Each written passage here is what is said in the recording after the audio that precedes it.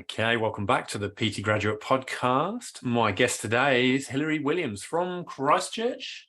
No, No. Upper Moutere near Nelson. Moutere. I don't know where I got the Christchurch bit. Were you in Christchurch? Never. No? Oh, Okay. born there, but Okay. but no, That might be that's it. okay. That might be Yeah. it. It's the born bit. I probably just saw that and gravitated towards it. Anyway, so a beautiful part of the world up in Moutere there. Yeah, I call it the Yeah. Florida of New Zealand. There's a lot of special population, shall we say. I'd be interested to hear a bit more about them. So tell us a little bit about what you do and how you got into it. And I know you've been a colleague, or you've worked alongside, or did one of Lisa's courses. And Lisa was interviewed in episode 53, if people are interested to connect the dots there. And that's really how we came to chat today. So yeah, give us a bit of background. Sure. So how I got to doing boxing classes for people with Parkinson's is as much as a shock to me as it is to everyone who knows me. So my background is in IT and software development, and I've been doing that for 30 years. But when I had my third child, I just turned 40, and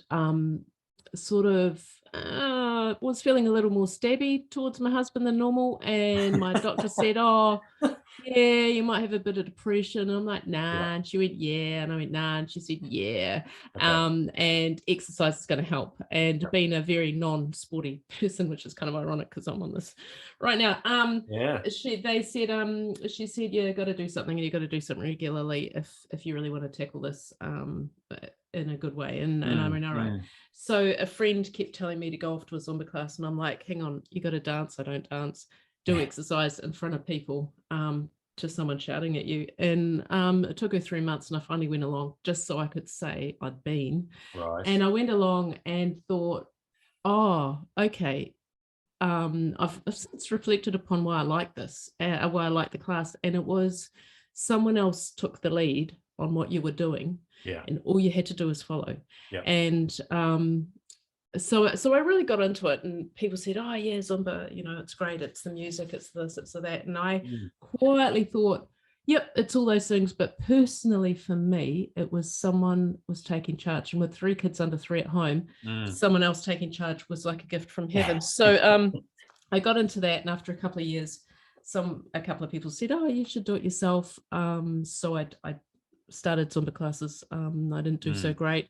I let the franchise of Zumba go and thought, well, if I'm going to do this, I'm going to do it from the bottom up. So I went and got the training and became certified, and then did the whole, as a group, whatever.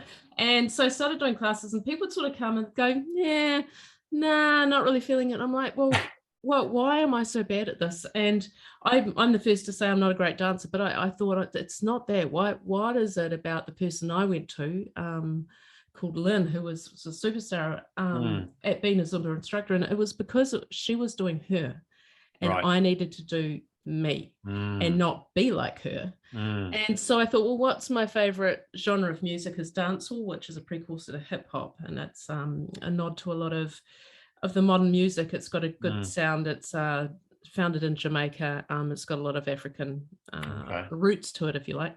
So I started doing that music, and then I thought, and maybe we should work backwards from what we're trying to achieve here, rather than just fitness per se. If it's my age group or older, it's got to be falls prevention. And so I thought, well, so what are the moves on falls prevention? And all along the way, I'm doing training to learn more about the neurology, if you like. And I thought, well, this falls prevention business, we could break that out into a hip hop move. And so I started doing sort of hip hoppy for falls prevention. It was my kind of music, and that vibe I like really attracted people. People came and they experienced someone confidently leading in something they loved, and they wanted to be part of it. And that's when it really turned around. And people say, "Oh, it's because you got good music." And I'm thinking, no, because I pluck music from, I use classical, I use all over the place. But it's just that strength of the person knowing. Actually, one of your guys, Marwan Solario, said, It's one thing to know something, but it's another to be able to explain it or lead it. And he's bang on. You can know it back to front, but if you're actually going to stand up and say, right, I'm going to have empathy with how the person's thinking, this is how I'm going to maybe describe this. So fast forward, I was doing this, I was getting ACC approved, and a lady approving me said, I know Lisa Gomitsky Road, she's a pretty good chick and all these things. Would you consider Parkinson's? And I said, oh, what's that, the shaky people, and she went, yeah. So I went along to that class, and that's what really turned the corner and blew my mind on the neurodegenerative things going on with Parkinson's and people in general, and how it can be slowed down with the trifecta of strength, aerobic, and complexity of movement. And I was sold, and I'm like, oh, this is me, this is all about me. And so she's if you like, my supervisor on all things to do with that. So she's been a valuable resource and a go-to person for me in that way. But more on the actual getting people to classes, I actually applied what is used in software development when people are, a company says, right, we need to deliver this product for these group of people in a software form.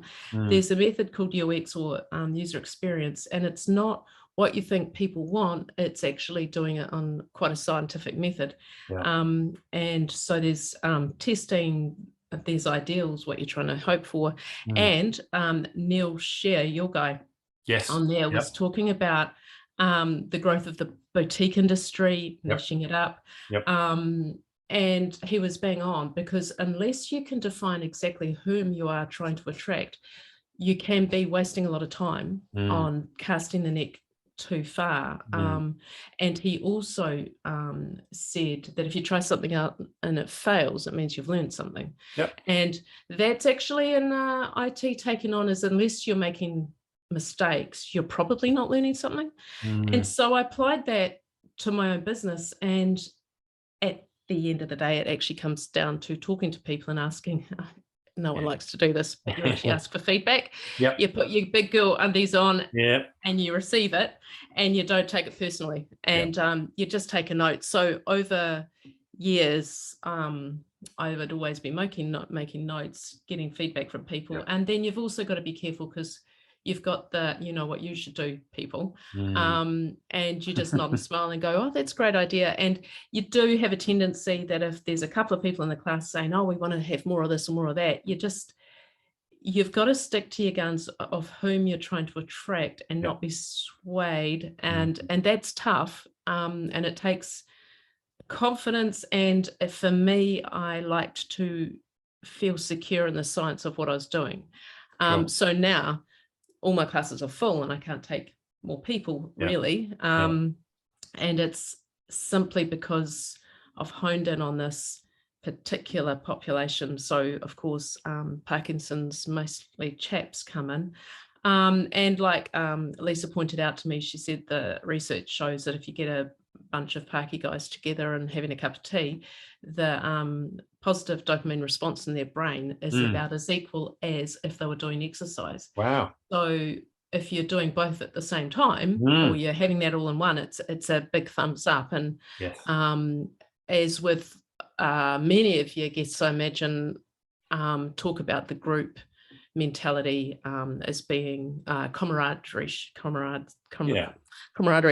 being equally beneficial as the exercise itself. So it's very interesting how I've come here to once a week doing this, but also in my IT work, it's going into being a consultant for these organizations to consider exactly whom they're trying to attract. In the course of the last couple of years, it's been girls between 9 and 13 dropping off the whole fitness thing, and how to, that's been the main aim recently, how to keep them interested. And then you see organizations saying, oh, well, what they need is this.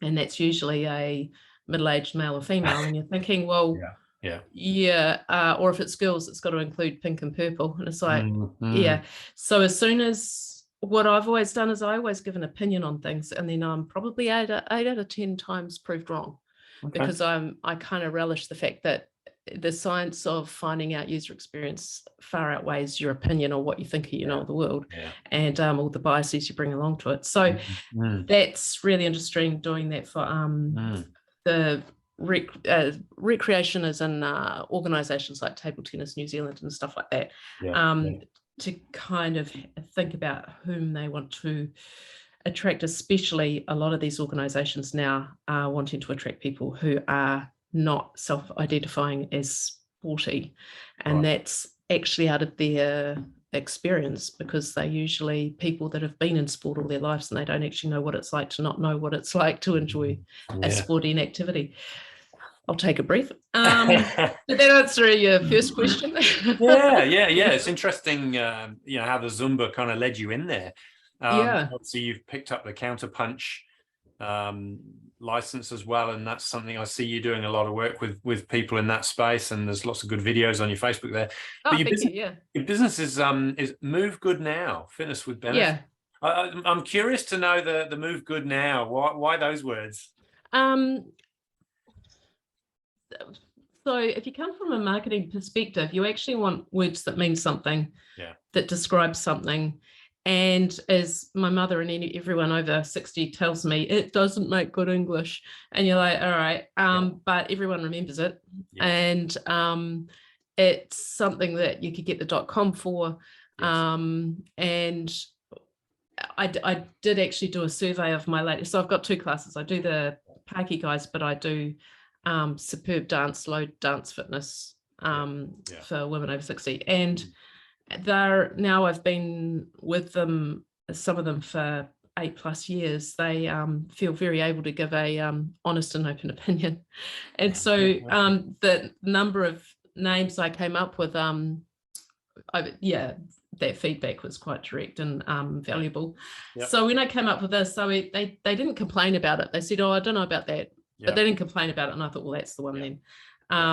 And sometimes I'm like, oh, maybe I want to change it. My bad, I don't. But it's actually really important that whatever it is you go with and stick with, that you stick with it, because there's a whole lot of, there's a book by a guy called Malcolm Caldwell who wrote Blink, and it talks about how we perceive information before we've realized we've perceived it. So if I tell you right now to not think of a polar bear, I can tell you what's just flashed up in your mind.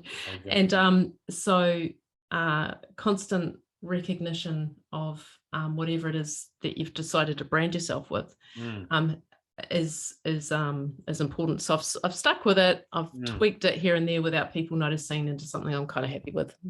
Yeah. I like it. I mean, it doesn't take itself too seriously. So you get that sense that obviously it's not the right choice of English words, but that's the point. And so you already get a sense of what's coming when, you know, if you're a newbie, you know, you go, okay, these guys are good. They don't take themselves too seriously. They're obviously, you know, good at what they do because they're working with these amazing groups, and they're not sort of mainstream and vanilla by any means. This is great feedback. No one, it's hard to get this from people who don't know you. So thank you. That's off the cuff straight away.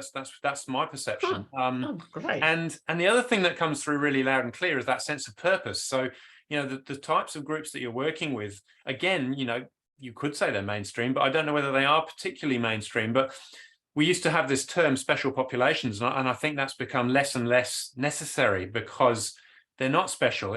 They're just people. And we're all special, actually. Yeah, exactly. You just choose to attract those people to your tribe because of the skills you've got and the interests that you have. And I think that makes it immediately different to many other businesses. And obviously those people gravitate because I can see they have a hell of a lot of fun doing it. Like playing the drums on the Swiss ball, and in time to that Queen song, and the ladies dancing in the group, and taking turns standing at the front and being a little bit outside their comfort zone, and then stepping back in, and someone else taking the lead. It's like these guys are just having a lot of fun. But obviously, like you said, there's the science behind it, because you're not just doing some random things. You're actually doing specific things that are hitting certain buttons. So I go in with a tick list some day, and it's usually depending on my mood. I go in there and I'm like, we're not having much cardio today because I'm not really feeling up to it. So we'll do a lot of dexterity, we'll do a lot of that, and then also whatever my plans are within the first 3 minutes, the plans are out the window, because you're reading the room and you Yes. kind of get the vibe of what's going on there, and you've noticed, oh, those 3 people who haven't been there for a while have come back, and they are quite uncoordinated, so we'll do something that works on that. And so you make it quite fluid, and the only way that that comes naturally is having done it for 10 years now. It never got natural. But the other thing is, so once a term I do hip hop with IHC teenagers, which is really interesting, because I'd say they'd probably be one of my favorite groups, because you're dealing with people with no filters and or inhibition. So you say, right, we're going to do this hip hop kind of series of moves, and some take part, some sit on the edge, some sort of, give me open advice. And we just, but on the whole, they just go, okay, they do it. They all happy clap each other. And then they go, right, let's do it again. They're upbeat. And I'm like, what is it about that? What's occurring here? And it's just this, that they're an inclusive sport is their name, and they do something once a week. And boy, they have fun. And what it comes down to, because I talked to the person running it, she said it comes down to the confidence of the leader, and it's whatever they're doing. It's not, they think it's all because the hip hop's fun, sure, but it's the confidence to lead, which is not being shouty or a drill sergeant, but it's not also, and I think some people get this wrong, as soon as you start saying, hey guys, well, what is it you'd like to do? You've immediately taken away your mana on leadership. Or would you like this, or would you like that? Again, you're taking away the mana of your leadership. Once you've done that, people's decision to opt in is greatly reduced. So when I say be a confident leader, you don't actually have to do much other than to say, this is what we're going to do now, do it, and just remain quite calm. And it's it is a real, because I look at, we've got a local gym that I go to sometimes, and the PT's in there, and I'm like, I don't know how they do it, because there's such an exacting science to say to someone, we're going to make you better through physicality, and you're going to have to listen to what I'm telling you, and how you do that. So I guess, and from listening to your people, actually Jessie Jones, she was the one who said she's got ladies coming in, and more so, she didn't say ladies, but people coming in that are comparing themselves to what they see on social media. And who was it? Roosevelt said, comparison is the thief of joy. And I really liked what she said. She said she's supporting people to like themselves. And that resonated with me, because in my classes I'm goofing around, and I say, I can't do this, but this is how I pull it off. And so I'm kind of having a bit of a laugh, but it's a way of saying, in one way, we're either all perfect or all flawed, and you make it work. And so another tag phrase of mine is, you leave with a lift. You leave class with a lift, which means you leave not just with maybe better posture, but also lifted with the next thing you're going to do. So when I have some of my ladies say, oh, we need more aerobic, we need all this and all that, I say, my class is to support you to go and do more biking, or to go and join the walking group, or to go and do, so I've got a list of all these groups that are local, and say, oh, try this, because my one is just focused on what we can do to neurologically lift you, create a bit of natural serotonin, and have the confidence to join other groups. And also they meet other people in the class who then take them to other groups. So I don't try and be the all rounding everything. I just focus on the mental aspects of it. And for them to meet people and make it social. That's brilliant. Not trying to be everything to everyone, because I think when you try to do that, you end up talking to no one, don't you? And I know. So easy to do, so hard to stay in your lane. Hard. It is hard, and important. It's especially if you're a PT, because I sort of think, how would you do that? But and also we're a place the size of London, stretched out on a few thousand miles, and long, and it's like, if you niche up too much, does that mean there's only 2 people in the town that will come? But you got to trust it. And also with social media now, you can actually start talking about what you've learned, and then I've noticed it's quite a Kiwi thing to say, no, I've got to keep my information or someone will steal it. Yeah. But what I've found is when you're telling it with what you know, no one can be you. Yeah. And that's why some people with social media just sharing what they know, they actually start kicking off and becoming the expert, simply because if you can explain something simply, then you've obviously nailed an understanding. And then making it more accessible. So some people feel like they've got to be complex and use fancy terms, which doesn't engage people. And it also reflects that maybe that person hasn't quite grasped it if they can't identify with how the person might be perceiving that information. And so that's all back to the user experience thing. Yes. Yeah, really important. So the space that you're doing these classes is the Mutri shed, is that right? Oh, I caught a photo of that as well. Yeah, so what I found out about these guys, I was kind of going to local boxing gyms and saying, oh, can I, have it here for whatever. What I found was I went to the local Parkinson's support group and I said, so, what's the deal with you guys? Would you come? They went, yeah, we come, but we're not going, to that insert name of main recreation centre here. Or we're not going to there, or we're not going to there. And I sort of thought about it there, shuffling along, not looking that great. But it's interesting because they're sharp as they ever were most of the time, and they're quite on it. And they said, we just don't want to be bothered with people. They didn't say it like this, but sort of feeling sorry for them or kind of talking to them loudly. And so they just don't opt in to go into public areas. And so sitting here, we've got an old apple packing shed full of accumulated crap. And my hoarding's another podcast. But it's not hoarding, it's just collecting nice things. Sure. And no dead cats, so that's all right. Okay. So I thought, well, what would it cost to just get in a wooden floor, hang a couple of bags, and if it doesn't work, we'll maybe consider doing an Airbnb, because it was quite an investment. And we did it and made this beautiful open space. And blow me down, I now have a boxing gym. Brilliant. Which is what happened. And then I've got the odd yoga person who'd like to come. They come and hire it now and again. And it's become a place that people have asked to use just for the odd event. And it's perfect. And these guys come around. They give me advice I didn't ask for about what I should be doing to the building.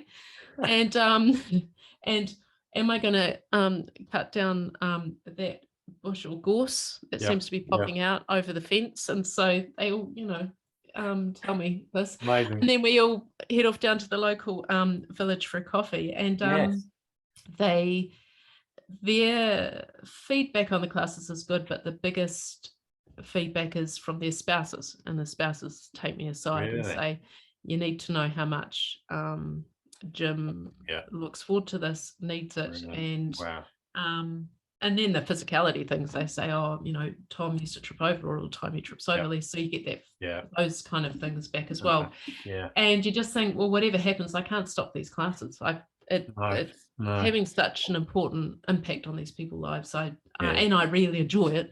And boy, we had a laugh. You've got just people from all experiences across the board with this one thing in common. Very rarely would I think these people would have anything in common, but they've got this in common. And listening to them talking about things, we've got a guy who's a professor on climate change, we've got a guy who's world famous in Rewaka when it comes to rugby, and you've just a guy who was in the Merchant Navy for 40 years, and you listen to them chat, and it's fascinating because it's just how they kind of get along and find their place. It's it is very good. I see you organise the coffee. It sounds like you sort of do the class and the coffee, but I see you have an organised coffee catch up every month as well. So of everybody together. Well, unfortunately, some, I don't really know the details, but some funding for Parkinson's is gone, and so the person that was charged and paid for doing that support left, and I said, well, I'll just keep telling people about it, but I'm very careful not to fill that role because it's not my place. So what I do is I empower a couple of the guys. I go, right, you're going to be the meet and greet in this one. So I never go to it. But I give them the task, and by saying, right, this is what I'm expecting you to do. This is what you're going to do. You're going to make them feel welcome and and they manage it themselves. And so I make it look like I'll be there and it's all very welcoming, but I'm not actually ever there because it's their responsibility in this unfunded Parkinson's situation that we're in, that they actually take charge rather than me fill the gap. And they take it quite seriously. And they say to me, oh, make sure you put that thing on the computer so people know. The one thing I do is I do take ownership of sending the text out, because they're all too shaky to send that out. That's been problem. And I said, you know what, I'll take on the texting. I'll do that. Nice. Nice. You can do that anywhere. Yeah. That's beautiful. That's good. That's fantastic. You've dropped a number of, I think, really quite powerful things in here already in terms of what you do and how you do it, and your unique style and the way that you approach it all. But are there some sort of common things that sort of could apply to all businesses that you've sort of worked on or used over the years that have worked for you, or things that you choose not to do again because they didn't work for you? Those sorts of tips. Yeah. So we kind of covered off at it already, but don't be all things to all people. It's absolutely not going to happen. And those days, if it ever worked, doesn't work. That Jessie James comment I'm going to mention, she mentioned specifically about how women come in and saying they wanted a thigh gap but didn't want to lose weight anywhere else or something like that. And you have it ready, a couple of pre-prepared lines that you bring out, rather than thinking about the person personally. If you present to people who come in, if you've noticed people, there's a habit of people coming in with this kind of crazy stuff. You have a standard set line that you give, and then you're never confronted with, oh God, what am I going to say? How do I say this? And whatever. Because if you've got a standard line and you're confident with saying it, you actually put the person who's saying it at ease.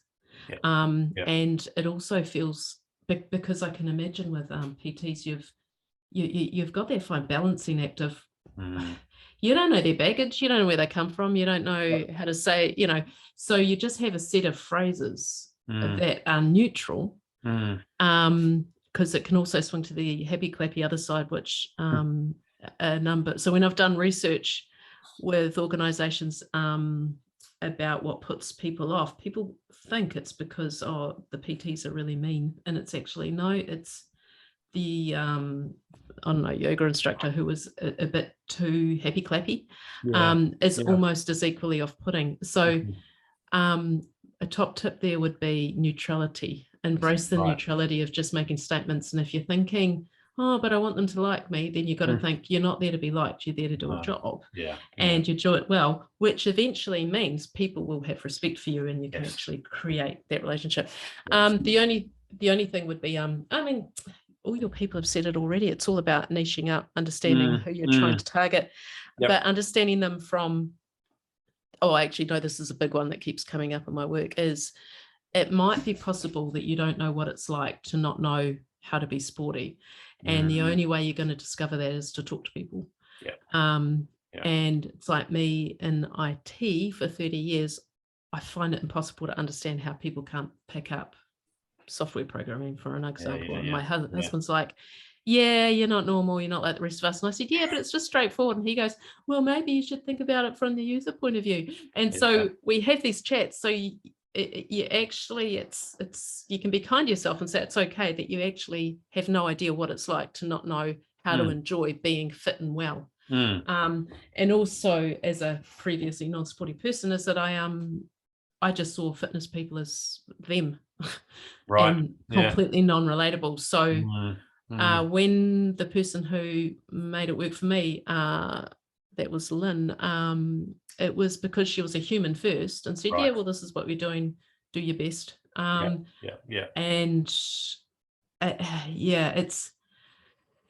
it's not easy, and especially with the world going the way it is, with more obesity and bigger strain on the health system as the baby boomers are all getting less balanced, I guess you could say. You really want to think about it from their point of view. And also the biases that are everywhere on what people are assuming you, a PT, maybe are going to deliver or what you're not. And it's just being kind, firm, and good leadership, and sticking to your guns on what you know and you've learned. And I've got friends who are PTs, and I'm like, you did the years of training and learning and nutrition, and I'm always asking them, well, what about this and what about that muscle and whatever. It's they're equipped with an incredible amount of knowledge, and it's how to put actually there is a guy, Mark Twain said, right, he said, sorry for the long letter, I would have made it shorter, but I ran out of time.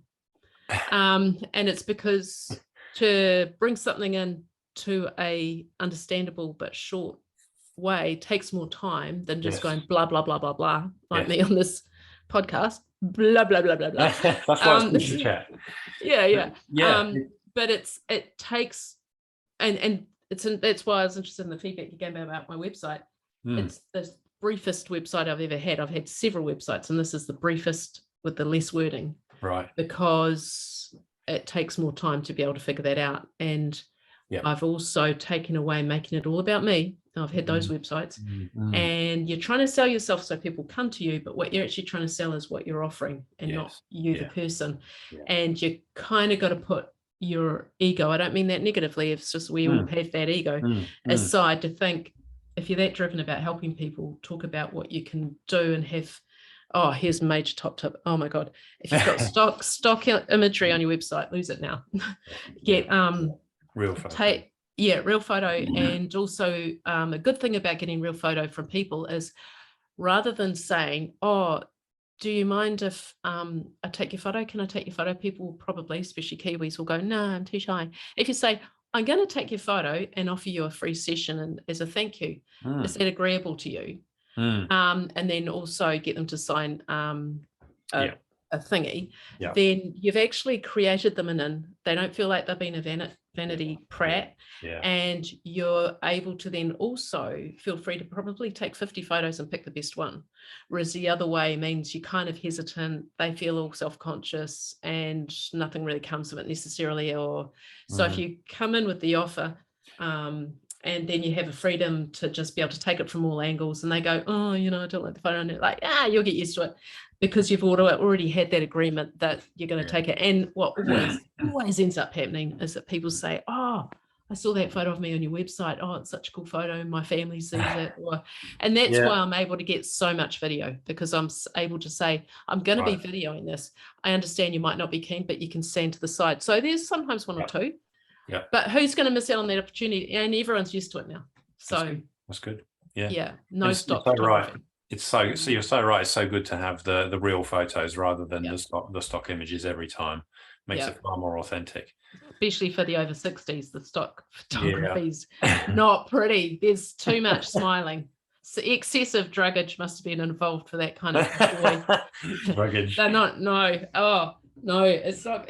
Just once I've seen it, now I've told you, you'll see it and you'll be like, that's what she was talking about. Especially for the over 60s, it's not good. No. Yeah, those are great. I mean, I'm sure we could go on, and perhaps we need to have a version 2. But I've really appreciated those tips and the entire conversation. It's been awesome to get to know you a bit more and to catch up on what you do and how you do it. So thank you so much for your time today. It's been great chatting. It's been a pleasure. It's been a pleasure. Thank you so much for that. And thank you for listening to so many other episodes. Well, how can you not? It's just when I'm in the garden, I just kind of going on in the background, and then you'll hear something and go, he's nailed it. Or that's Jem. Yeah. And so I do a quick screenshot on my phone so I know where it was said and who it was. Yes. And then I can think, write it down, because it's the gem of that knowledge outweighs the Moen fellow. He was saying documenting interesting stories for interesting people. I'm like, of interesting people. It was like, he gets it. He's immediately got it, because you can't make that stuff up. The experiences PTs have had with their clients is stuff you can't make up, or you could probably generally categorize it, but it's gold. It's gold, and it's relatable, and relating those stories is what's going to draw in more clients to you, I think. Yeah. Okay, fantastic. Thanks a lot, Hilary. See you nice one. time. Cheers. Okay, cheers. Bye.